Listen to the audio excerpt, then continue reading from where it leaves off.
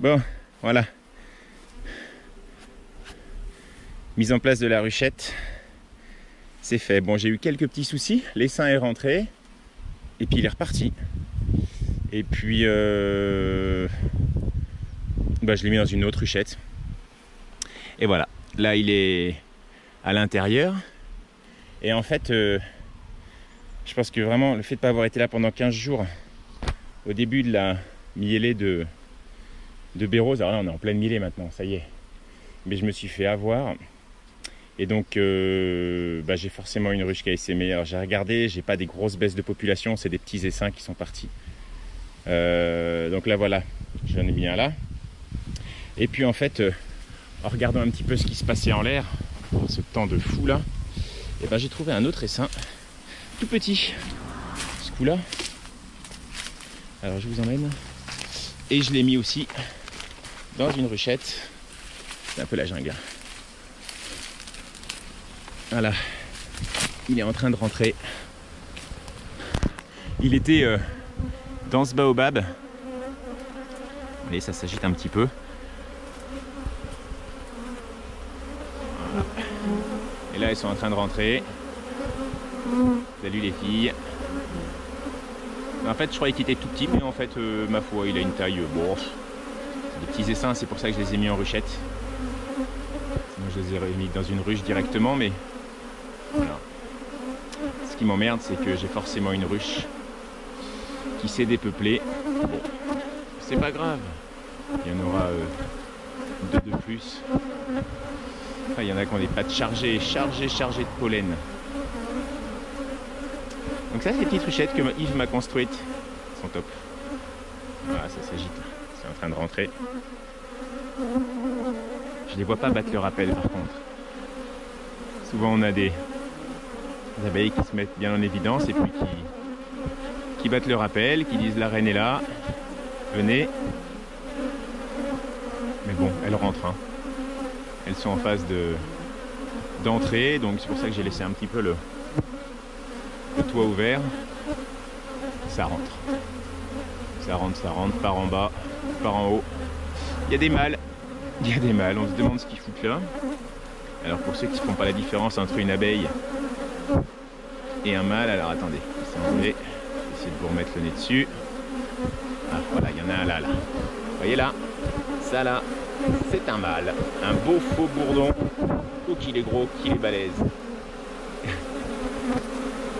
Là on voit bien, il a beaucoup plus de mal à se déplacer que ses copines femelles. Voilà, ça rentre. Donc voilà, dans ce pied de baobab, il en reste encore quelques-unes là-haut. Non, c'est bon, elles ont toutes dégagé. Je suis retourné 3 fois, en fait j'ai grimpé dans l'arbre. Oh non, mais c'est n'importe quoi. J'avais pas d'échelle, bon je suis allé emprunter une échelle à mon voisin.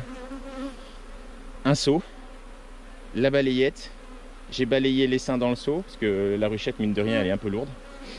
Puis j'avais pas trop d'appui sur le baobab. Le baobab, les branches, on peut pas leur faire confiance, ça casse. Hein. Donc voilà, j'ai mis dans le seau.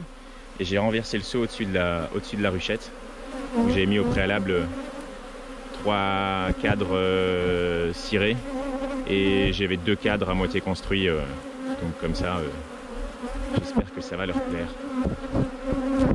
Bon, on verra bien, hein. On verra bien comment ils vont se développer. De toute façon, là, il y a à manger, il y a des fleurs de partout, les béroses, ça explose, il fait un temps de folie. Là, il fait au moins 35 degrés sous la vareuse. Ah, on s'en lasse pas. Écoutez.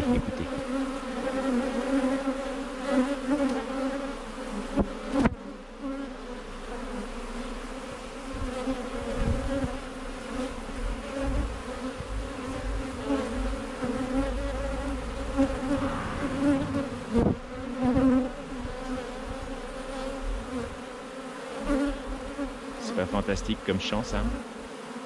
Le chant des abeilles. Et oui, avant, pour me faciliter la vie, je les avais un petit peu vaporisées d'eau quand elles étaient en mode essaim. Bah, j'avais vu ça. C'est vrai que ça aide, ça alourdit les ailes, ça leur évite de trop voler, même si elles sont lourdes. Hein. À ce moment-là, on va les laisser tranquilles. Il y a un peu de chant.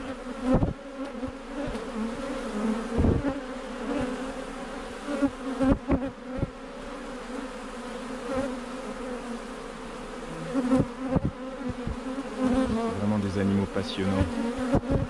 Passionnant.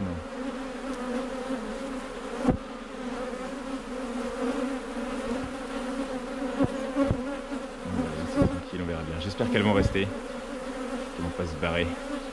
Comme l'autre. Il en prendra 2 fois.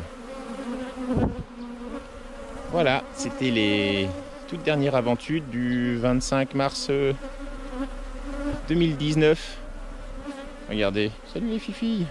Oui, bah je me suis un peu protégé forcément. Hein. Je suis pas fou non plus. Hein. Il fait chaud. Il fait chaud. Allez, bye bye.